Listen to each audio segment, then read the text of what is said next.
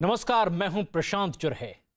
Bharat corona की दूसरी लहर के कोहराम से अब धीरे धीरे बाहर आ रहा है, लेकिन कोरोना की दूसरी लहर के साथ साथ देश के कुछ राज्यों ने टाउटे तूफान का कहर भी झेला है। प्राकृतिक आपदा पर किसी का बस तो वैसे नहीं चलता, लेकिन हां, वक्त रहते लोगों को इसकी तबाही से जरूर बचाया जा सकता है। और प्राकृतिक आपदाओं के दौरान प्रधानमंत्री नरेंद्र मोदी ने हमेशा लोगों के राहत और बचाव कार्यों पर जोर दिया।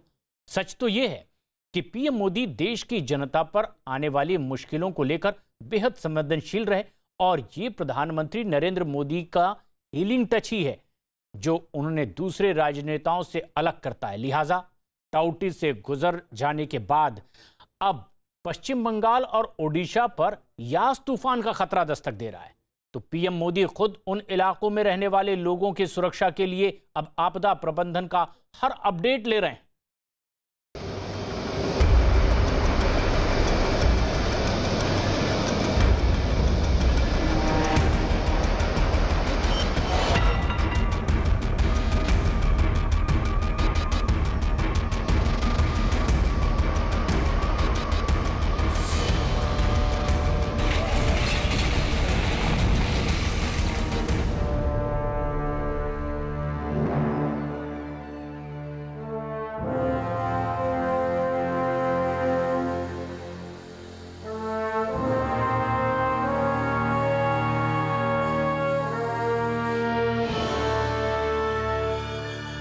नरेंद्र दामोदर दास मोदी, वो एक नाम, वो एक शख्सियत जिसने भारत को एक नई पहचान दिलाने के साथ साथ तरक्की की नई बुलंदियों पर पहुंचाया। सच तो यह है कि प्रधानमंत्री नरेंद्र मोदी के नेतृत्व में भारत ने महज 7 साल में विकास के नए आयाम, नई बुलंदी को छुआ। लेकिन विकास की इस रफ्तार पर अचानक एक वायरस की वजह से ब्रेक लग गया। साल 2020 में कोरोना वायरस ने पूरी दुनिया के साथ साथ भारत को भी मुश्किलों के एक दौर में धकेल दिया। कोरोना के खिलाफ देश मजबूती के साथ लड़ रहा है और प्रधानमंत्री खुद इस जंग की अगुवाई कर रहे हैं। लेकिन 21 मई को अपने संसदीय क्षेत्र वाराणसी के डॉक्टरों से बात करते हुए जब उन्होंने कोरोना की दूसरी लहर में अपनी जान गंवाने वाले देशवासियों को श्रद्धांजलि दी तो वो भी भावुक हो गए। अपने परिवार के कई सदस्यों को नहीं बचा पाए। इस वायरस ने हमारे कई अपनों को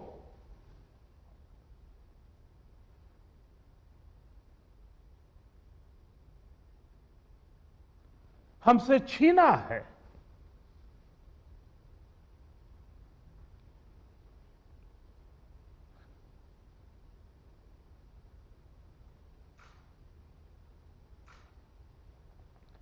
मैं उन सभी लोगों को अपनी विनम्र श्रद्धांजलि देता हूं और उनके परिजनों के प्रति सांत्वना व्यक्त करता हूं। ये प्रधानमंत्री नरेंद्र मोदी की इच्छा शक्ति और दृढ़ संकल्प ही है कि आज भारत कोरोना वायरस के खतरे को हराते हुए धीरे धीरे इस दौर से बाहर निकल रहा है। 20 मई को वीडियो कॉन्फ्रेंसिंग के जरिए 10 राज्यों के 54 जिलाधिकारियों से बात करते हुए पीएम मोदी ने पूरे देश के साथ मिलकर कोरोना को हराने के अपने संकल्प को एक बार फिर दोहराया। पिछली महामारी हो या फिर ये समय, हर महामारी ने हमें एक बात सिखाई है। महामारी से डील करने के हमारे तौर तरीकों में निरंतर बदलाव, निरंतर इनोवेशन, निरंतर अपग्रेडेशन बहुत जरूरी है। ये वायरस म्यूटेशन में स्वरूप बदलने में माहिर है। एक प्रकार से बहुरूपिया भी है और ये वायरस धूर्त भी है।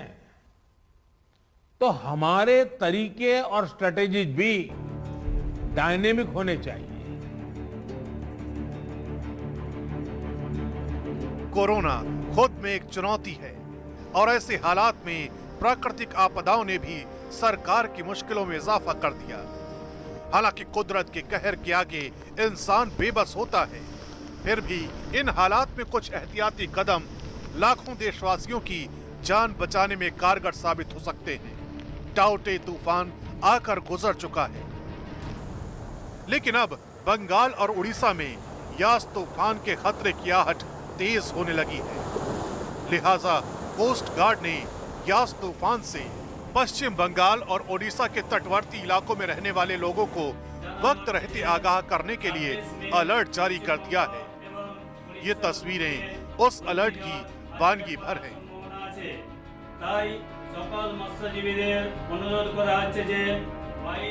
भारतीय मौसम अनुसंधान विभाग के मुताबिक यास चक्रवाती तूफान बंगाल की खाड़ी में तैयार हो रहा है और 25 से 27 मई के बीच पश्चिम बंगाल, ओडिशा और बांग्लादेश के तटीय इलाकों से टकरा सकता है।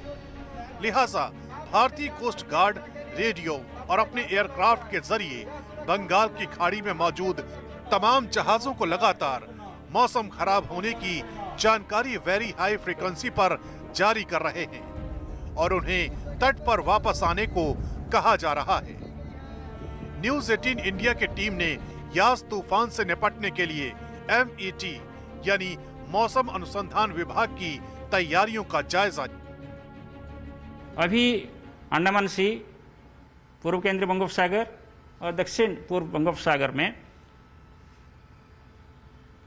स्क्वाली वेदर चल रहा है। Wind speed 45 to 55 kilometre per hour, gusting to 65 kilometre per hour चल रहा है। Sea condition rough to very rough है, इसलिए ये अभी फिशरमैन, ट्रॉलर, स्मॉल शिप्स के लिए सेफ नहीं है और ये कंडीशन और ज़्यादा खराब होगा कल ऑन 24th और 25th जब ये साइक्लोन धीरे धीरे इंटेंसिफिकेशन होगा। सो इसलिए अप टू 24th इस एरिया में फिशरमैन और ट्रॉलर शिप्स, स्मॉल शिप्स वगैरह नहीं जाना चाहिए। मानसून को लेकर अभी अंदाज़ा नहीं लगाया जा रहा है, लेकिन पहले ताउते और उसके बाद यास, ये दोनों जो है खासा मुश्किलें पेश कर सकता है। जो मौसम विभाग है वो लगातार समय से पहले जो है इस तरीके की चेतावनी जारी कर रहा है और उसी के हिसाब से जो स्टेट एजेंसियां हैं वो अपनी तैयारी पूरी कर रहे हैं। न्यूज 18 इंडिया की टीम ने यास से निपटने के लिए ICG यानी इंडियन कोस्ट गार्ड के DG ऑपरेशंस KR सुरेश से बात की। बंगाल की खाड़ी में एक सिस्टम बोलते हैं उसको, वो डेवलप होने की संभावनाएं हैं। एक लो प्रेशर जो 22-23 तारीख तक डेवलप हो सकता है और आगे बढ़कर वो एक तूफान में बदल सकता है। इस बेसिक सोच को ही दिल में लेकर हम लोगों ने कल सुबह 18 तारीख के सुबह ही हमारे जो है कोस्ट गार्ड के कमांड सेंटर्स हैं, रेस्क्यू कोऑर्डिनेशन सेंटर्स हैं, नॉर्थ ईस्ट कलकत्ता में हैं, चेन्नई में है, विशाखापट्टनम में, उन सबको हमने ऑलरेडी तैनात कर दिया और उन लोगों ने स्टेट एडमिनिस्ट्रेशन हो या फिशरीज अथॉरिटी हो या शिपिंग अथॉरिटीज़ हो, पोर्ट अथॉरिटीज़ हो, ऑफशोर डेवलपमेंट एरिया के जो अथॉरिटीज़ हो, सभी लोगों को हमने वार्निंग्स ये पहले ही बोल दिया है कि ऐसे हो सकता है, आप क्लोज नज़र रखिए और जो प्रिवेंटिव स्टेप्स, प्रिकॉशनरी स्टेप्स लेना है समय पर ले लीजिए।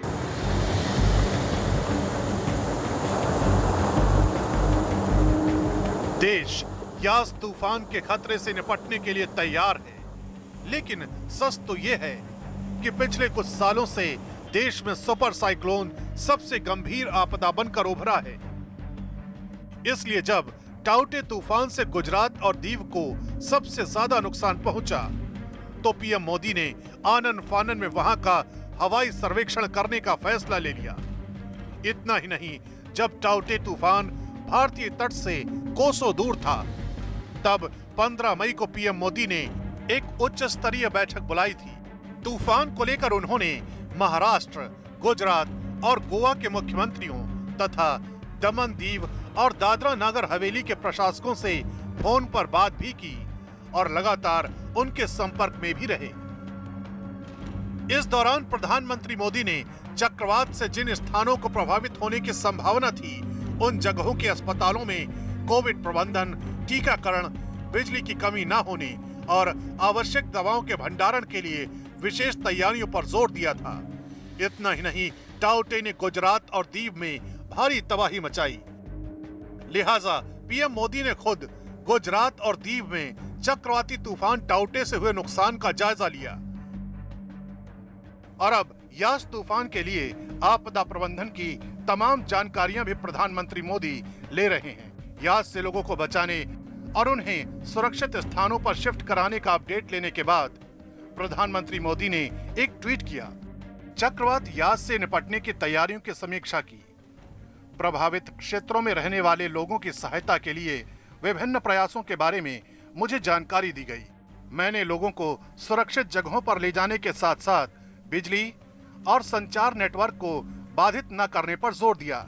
साथ ही ये सुनिश्चित करने पर भी जोर दिया कि प्रभावित क्षेत्रों में कोविड-19 के मरीजों का इलाज चक्रवात के कारण प्रभावित न हो। सभी की सुरक्षा और सलामती के लिए प्रार्थना।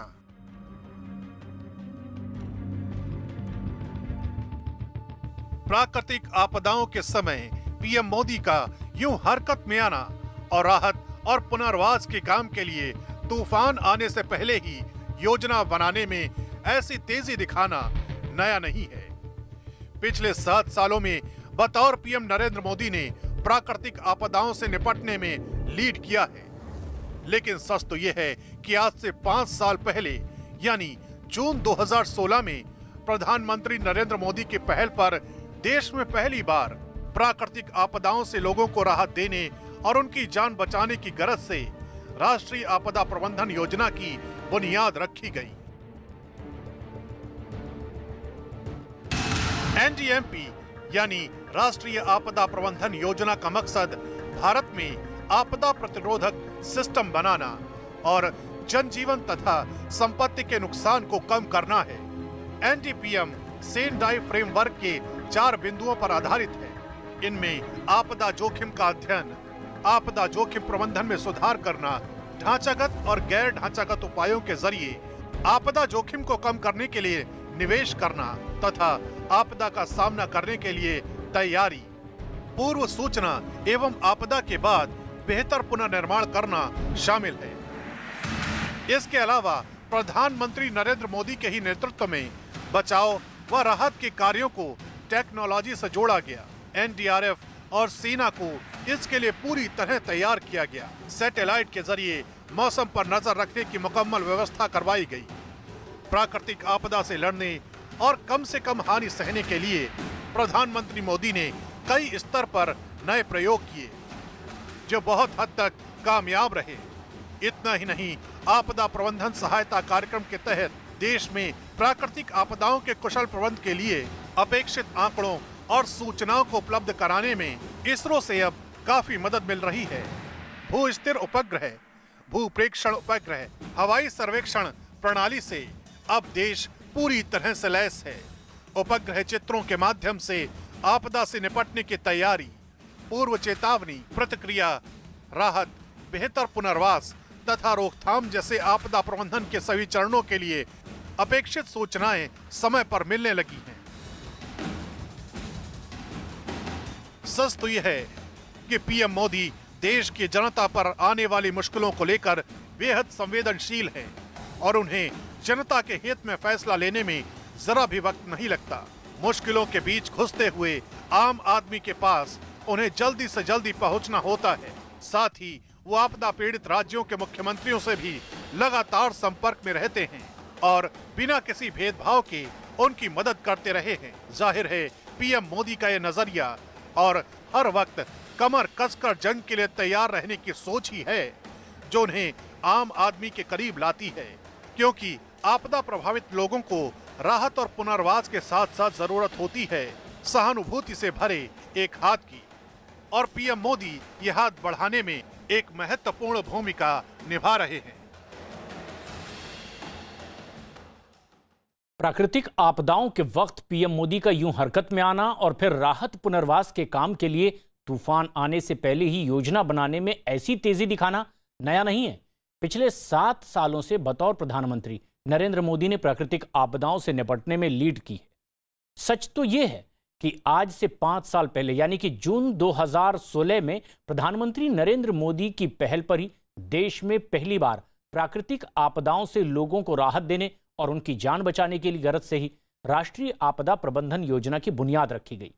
और ये उसी का नतीजा है कि देश में उनके कार्यकाल के दौरान जब भी किसी बड़ी प्राकृतिक आपदा की आहट सुनाई दी तो लोगों को बड़े नुकसान से बचा लिया गया।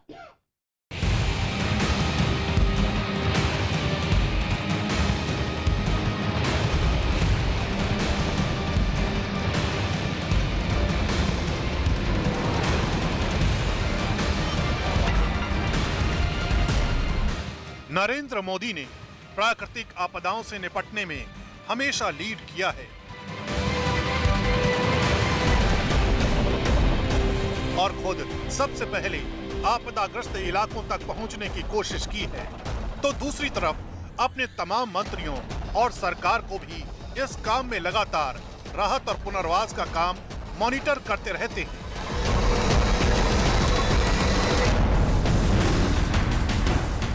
ये प्रधानमंत्री नरेंद्र मोदी का हीलिंग टच ही है जो उन्हें दूसरे राजनेताओं से अलग करता है।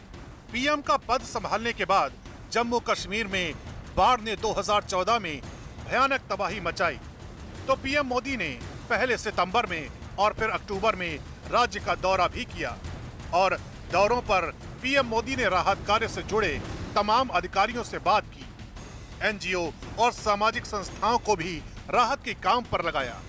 जाहिर है केंद्र का मदद का हाथ बढ़ाना उन्हें बहुत भाया था और खासकर राहत कार्यों में सहायता का हाथ बढ़ाने की पीएम मोदी की पहल की तो तत्कालीन मुख्यमंत्री उमर अब्दुल्ला ने भी पीएम मोदी की खुलकर तारीफ की थी। ये आपत्ति सिर्फ जम्मू कश्मीर की नहीं है, ये पीड़ा सारे देशवासियों की है। ये नेशनल लेवल का डिजास्टर है और भारत सरकार पूरी तरह कंधे से कंधा मिला करके यहाँ की सरकार के साथ और आप सबके साथ खड़ी है। इसके बाद 2015 में भी देश ने एक संवेदनशील नरेंद्र मोदी को देखा। दिसंबर 2015 में तमिलनाडु में भयानक बाढ़ आई और खासकर चेन्नई बाढ़ की मार झेल रहा था। ऐसे हालात में पीएम मोदी ने खुद वहां जाकर राहत कार्यों का जायजा लिया और उन्होंने तत्कालीन मुख्यमंत्री जयललिता के साथ राहत कार्यों पर चर्चा भी की थी। इसके बाद उन्होंने तमिलनाडु के लिए एक बड़े राहत पैकेज का ऐलान भी किया था। The government of India stand by the people of Tamil Nadu in their hour of need.